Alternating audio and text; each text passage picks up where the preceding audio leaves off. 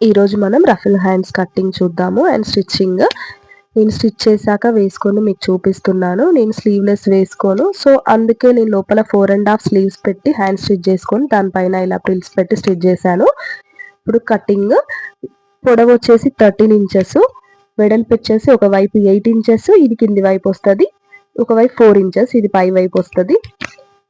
4 inches నుండి 8 ఇంచెస్కి మనం మార్క్ చేసేసి దాన్ని ఎక్స్ట్రా ఉన్న క్లాత్ని కట్ చేసేద్దాము. కట్ చేసిన తర్వాత ఇప్పుడు 8 ఇంచెస్ దగ్గర ఒక మార్క్ పెట్టాము కదా, ఆ 8 ఇంచెస్ దగ్గర నుండి పెట్టిన దగ్గర మనము ఒక పాదం మందం స్టిచ్ చేసుకుంటూ రావాలి, చిన్నగా ఫోల్డ్ చేసి.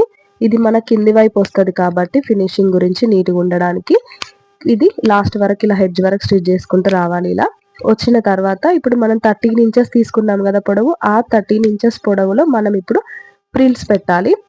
13 ఇంచెస్ 2 వైప్స్ వస్తాయి, ఆ 2 వైప్స్ ప్రిల్స్ పెట్టాలి. ఆ ప్రిల్స్ అనేది 3 ఇంచెస్లోనే రావాలి.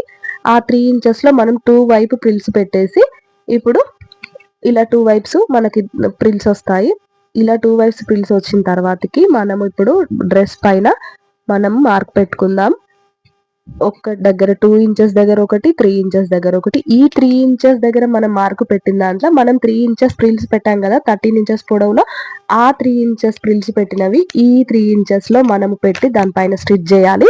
పైన 4 ఇంచెస్ వస్తాయని చెప్పాను కదా, ఆ 4 ఇంచెస్ వచ్చింది దీనిపైన ఇలా స్టిచ్ చేసుకుంటూ మొత్తం టోటల్గా రావాలి. ఫైనల్గా ఇలా వస్తుంది. నా డ్రెస్ లుక్ ఇలా ఉంది. ఎలా ఉందో కామెంట్ చేయండి.